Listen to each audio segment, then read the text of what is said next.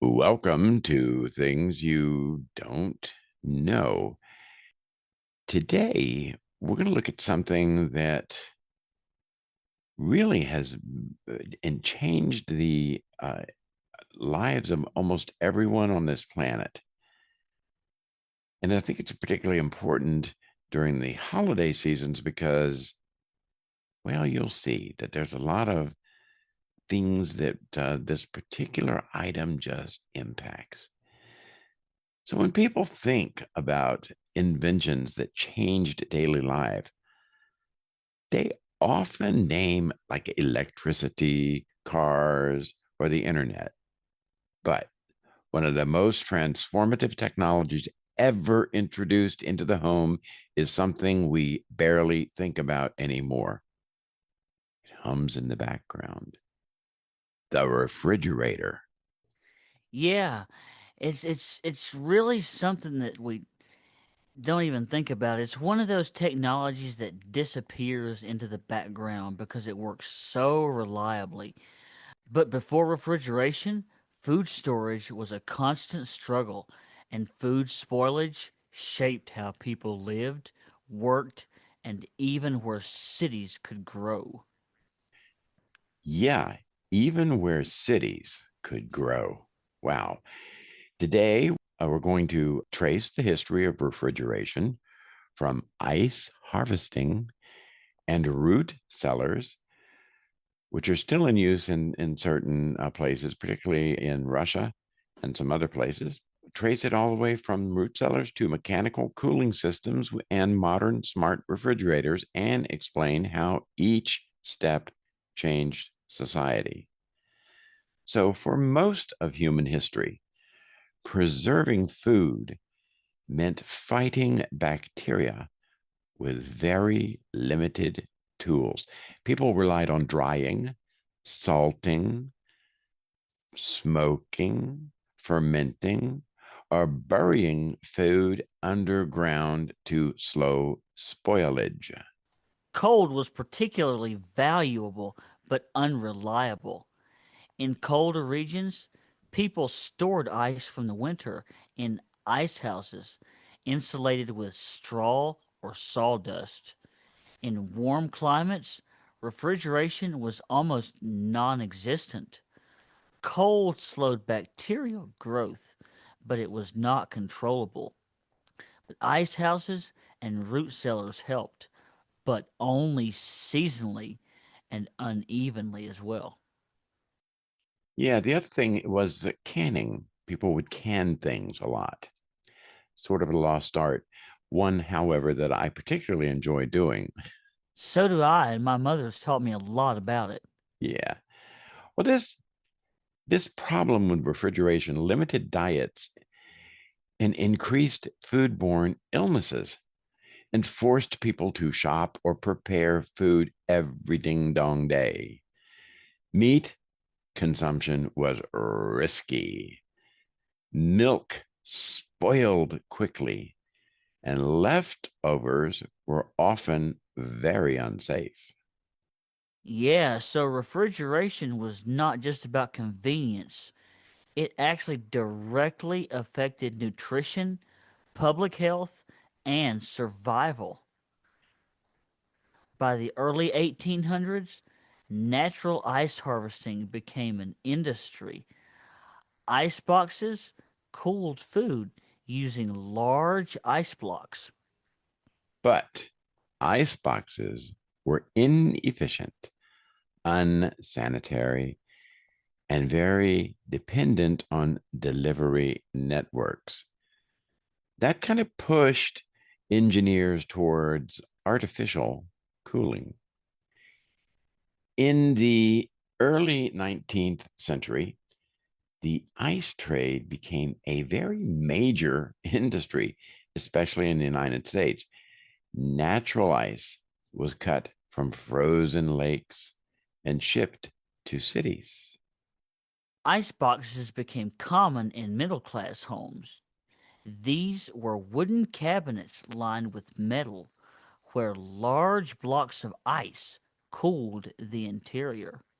You know, I've actually seen some of those, Chandler. Oh yeah. Yeah, yeah, I have. My grandmother uh, had one. They didn't use it anymore, but it was there, and I saw it. They kept some things in there, but canned things and that sort of thing. But yeah, Cool. I've seen them, and I also remember as a child that milk was delivered and put in a kind of sort of ice box. It was an insulated little container that was on your front porch.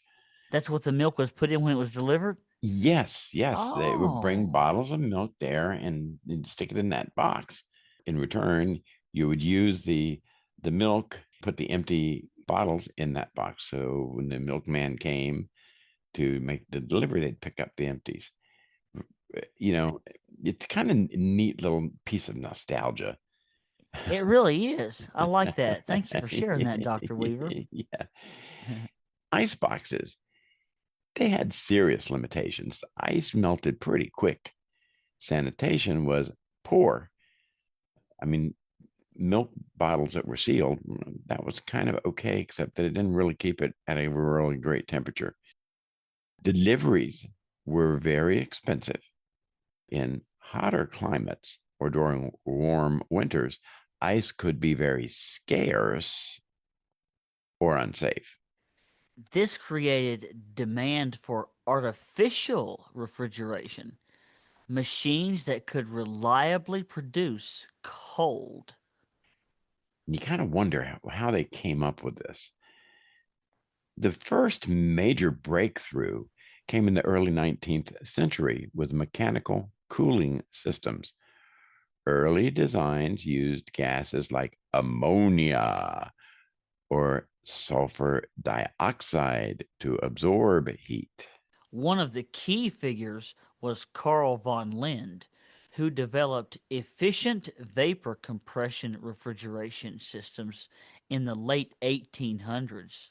Chandler, I've never heard of Carl von Linde. Me either. And think about this, the late 1800s. That blows my mind. Yeah, me too. Because yeah, but also just the fact that this guy was so important in terms of civilization and refrigeration and all these other good things. And I bet you if you ask 100 people who was Carl von Lind, they'd say, who?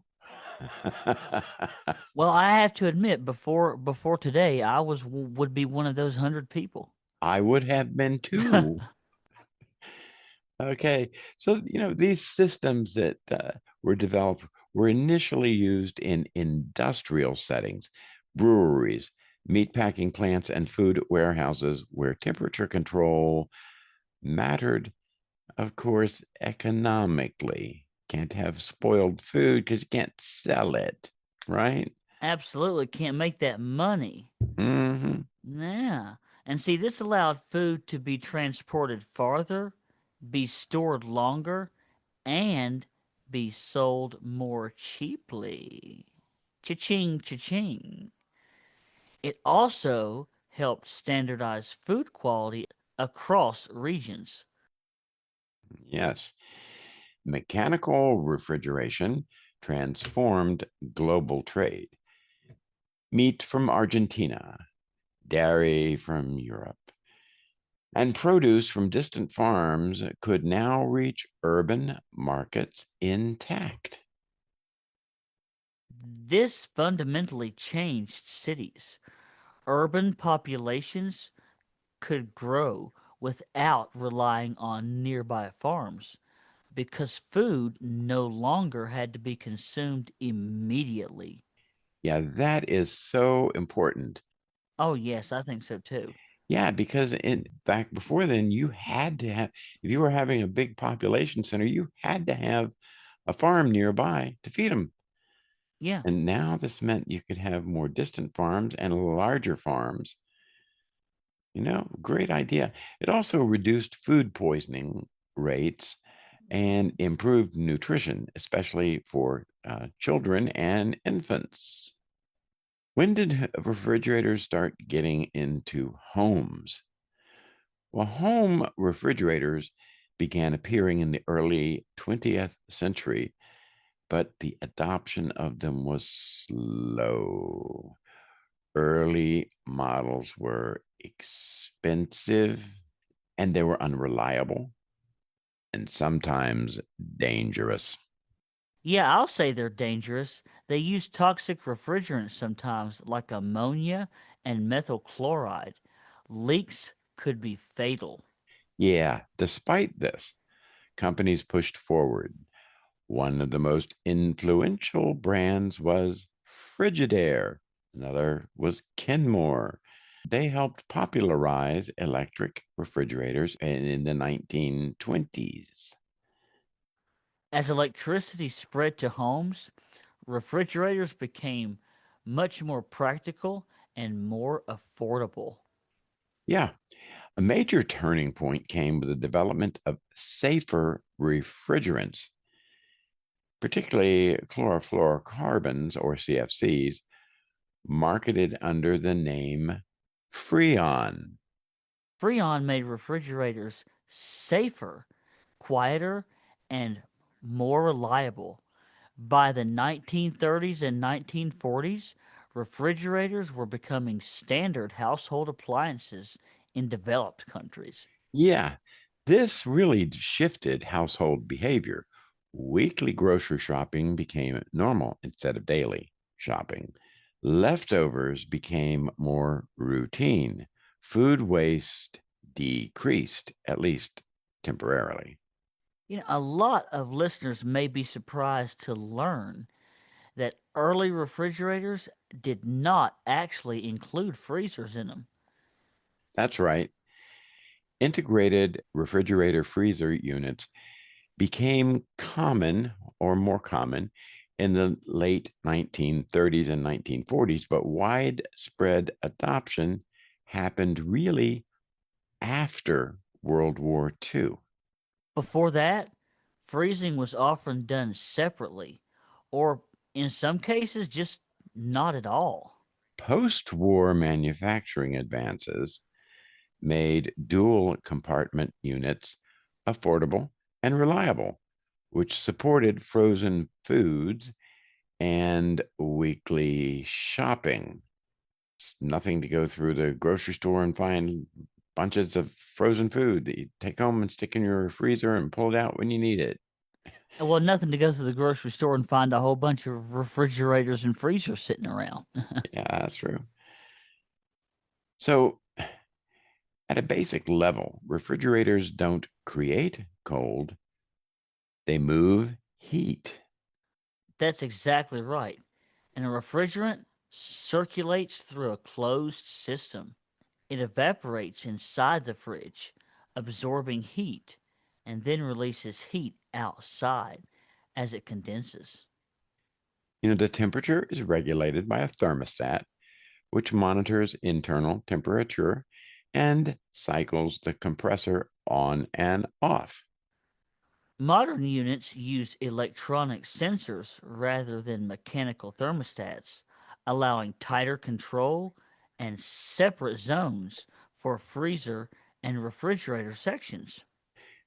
That's how you keep a freezer at around minus 18 degrees Celsius, while the fridge stays just above freezing. The introduction of CFC refrigerants made refrigerators safer, but it later became clear that it damaged the ozone layer.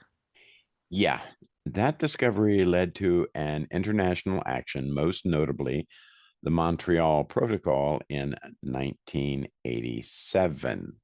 It phased out CFCs and later aged CFCs, replacing them with less harmful refrigerants, for example, like HFCs, and now natural alternatives.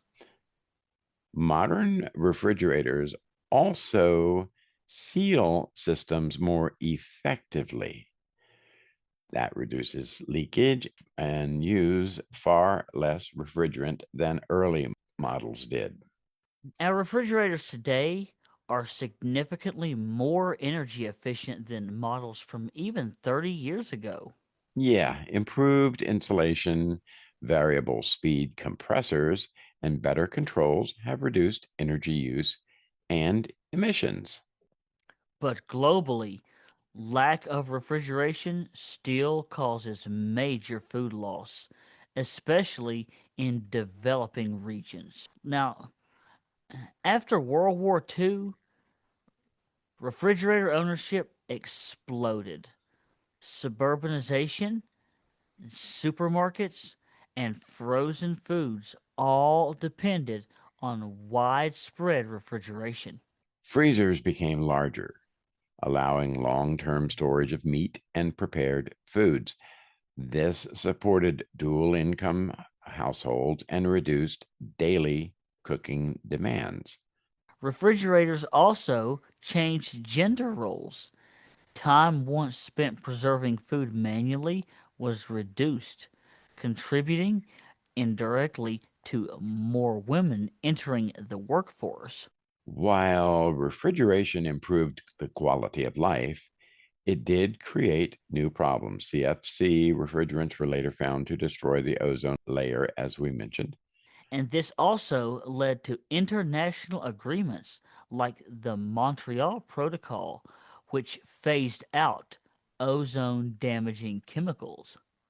Modern refrigerators now use safer refrigerants, but energy consumption and electronic waste still remain some concerns. Today's refrigerators are far more efficient. They use less electricity, maintain precise temperatures, and include digital controls.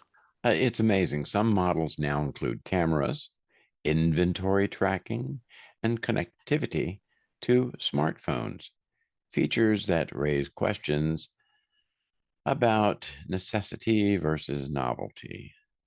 At the same time, though, refrigeration still remains uneven globally.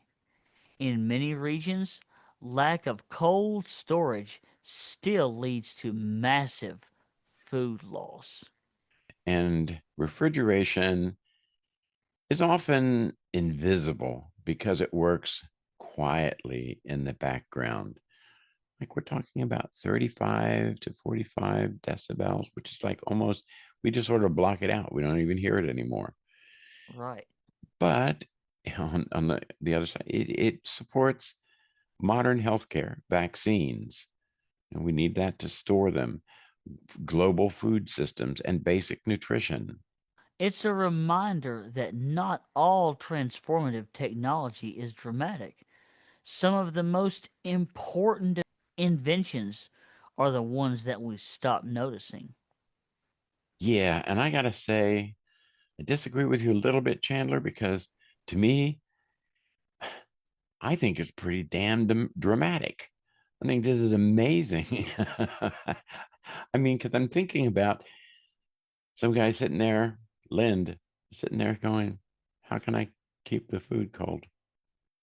And why would he even think of it? And then being able to come up with a way of doing it, amazing to me. Very Yeah, and dramatic. that does make sense because you think about it and you're like, oh, damn, how did he come up with that? Yes, yes, it's amazing. And we've forgotten him. He's a forgotten person. So anyhow, the refrigerator didn't just keep food cold, it reshaped diets, cities, labor, trade, gender roles, as we've said, and health.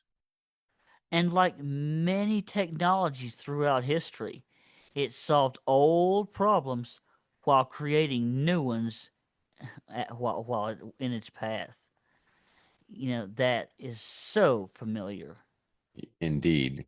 So, understanding how refrigerators evolved helps us see how deeply technology shapes everyday life, often without us even noticing. Well, that's it for this episode, folks. Thanks for listening and come back soon and stay curious. Bye for now, folks. Bye